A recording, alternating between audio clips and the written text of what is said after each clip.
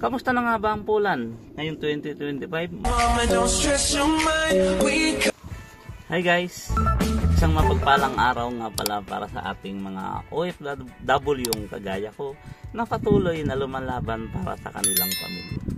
Ako nga pala si Arjen Martinez ang nagbibigay ng mga mahalagang impormasyon about sa Poland.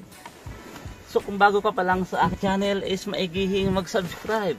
I-hit mo yung notification bell button para lagi kang updated sa mga videong gagawin. Kamusta na nga ba ang Poland ngayong 2025? Marami na bang nagbago? Worth it pa ba ang Poland? Yan ang mga laging katanungan ng ating mga kababayan. Nababasa ko sa mga posts ng ating mga Pinoy in Poland dyan. So patutunayan ko sa inyo guys na worth it pa rin ang Poland hanggang sa ngayon.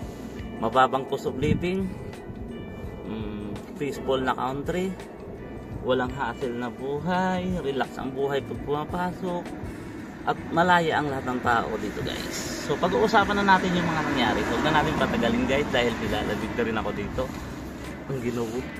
So hindi ko nga alam kung bakit dito ako sa labas nag-content, o baka gusto ko lang kayong isama na rin sa labas at nagsatawa na kayo sa panonood ng vlog ko na lagi na lang sa loob ng bahay guys. So, dadako na tayo sa ating topic for today is ang mga magandang nangyayari dito sa Poland ngayong 2025. Unahin na natin yung sahod.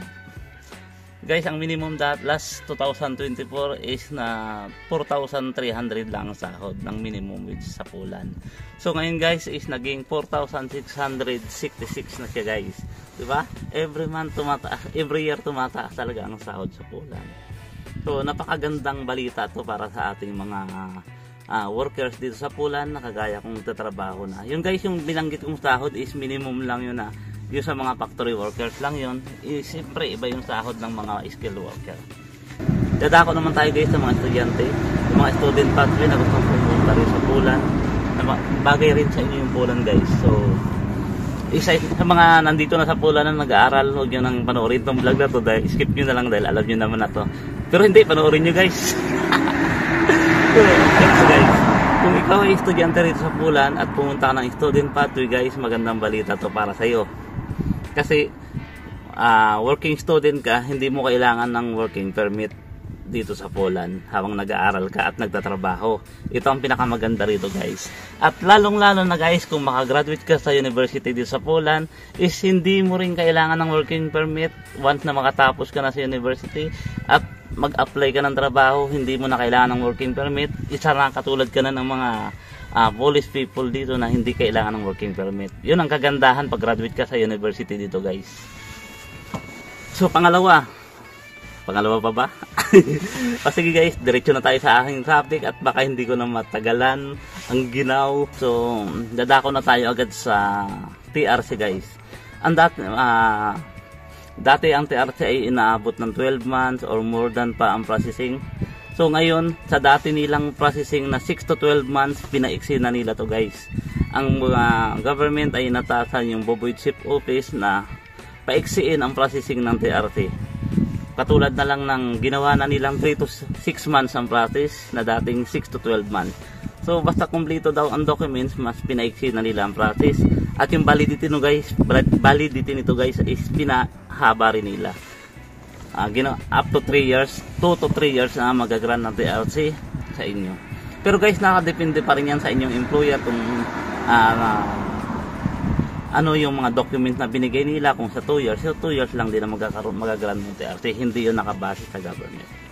Yung working permit naman guys, mas pinadali na naman ngayon at pinahaba rin nila yung validity na dating 1 year is ginawa na nilang 3 years guys yung validity ng working permit. At sinabi ko nga dati is ang employer nyo pa rin ang ano nun kung kukunan kayo ng mas mahaba or 1 year lang kukunin sa inyo.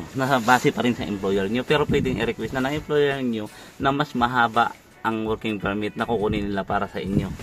Magsagot na rin ako ng mga katanungan ng ating mga kababayan. So pwede nga daw bang para medyo mas marami pa kayong malaman guys. Yung iba kasi nagtatanong pa rin sa akin na nakaprocess na raw ang TRC nila at nakapag fingerprint na sila, pwede daw ba silang lumipat ng company? Guys, hindi ko sinasabing hindi, pero mas okay kung mahihintay ang TRC nyo, mas maganda kasi yun. Pero kung gusto nyo na talagang lumipat is pwede naman. Halimbawa, mag-resign lang kayo, mag-render lang kayo. Pangit na kasi yung sabing run away ngayon, di na siya medyo naghigpit kasi sila, baka mapahama kayo guys. So mag-resign lang kayo, mag-render kayo ng 1 month siguro at lumipat kayo doon sa company na habang nagre-render kayo, kausapin nyo na yung pupuntahan yung employer na pwedeng i-process na rin yung working permit nyo habang naghihintay kayo ng render nyo sa inyong resignation. Tapos i-update nyo kaagad guys yung di ba nakapag fingerprint na kayo, kailangan nyo i-update agad yung inyong status kung nakalipat na kayo sa inyong company. Meron lang kayong 14 working days lang ang binibigay sa inyo ng Void Ship Office na para i-update nyo yung TRC nyo or yung status nyo na lumipat na kayo ng company. So kailangan nyo rin mga document dyan guys, yung mga galing sa inyong employer. So ang ina-advise ko guys ngayon is magpa-lawyer na lang kayo, kasi kung iaasa nyo sa inyong employer or agency, napakabagal ng process nila guys. Pero pag naka-lawyer kayo, mas mapapabilis nyo ng process nyo. Medyo nilalamig na talaga ako, nahihirapan na ako magsalita dito. Gago! Kaya ako naisip na dito mag-content guys. Alam yung bakit? Bibili ako ng mga pangsahog sa Minudo. Isa lang kasi ang grocery open pag Sunday. So naisip ko na paglabas ko dito na lang mag-content sa loob ng kotse. Pero mas gusto kong open yung window natin para kitang-kita nyo naman. Yan, makita nyo rin yung buong paligid sa Pulan. Sa aming, malapit sa aming bahay ito guys. So open yung Intermarché. So mamimili muna ako guys. So hanggang sa muli guys, sana masuportahan nyo yung aking mga travel vlog na gagawin para mas marami pang travel na magawa tayo. Sige nga. Hanggang sa muli, ito nga pala si Agin Martinez ang nagsasabi ng if you want to be a successful living, a simple life is a key. Guys, may advice nga pala ako kasi may nag-PM sa akin na gusto niya raw bumili ng sasakyan. Guys, may advice ko lang, huwag kayong bumili ng luma na as in murang sasakyan, like baka naisip niyo magdedipid kayo. Huwag kayong bumili ng tag 2,000, 3,000 guys, kasi after 1 year niyan maglalabasan na yung sakit guys. Binibinta yan pa ikinondisyon nila para pag binili nyo, mga ilang buwan din magagamit nyo ng maayos-ayos, pero hindi yan nagtatagal guys, kasi na-experience ko na yan. So ito lang ang payo ko sa iyo na sa inyo, kung bago ka lang sa pula na nangangarap kang bumili ng sasakyan, so mas maiging, mas medyo mahal para mas maganda ang service ng sasakyan tulad dito.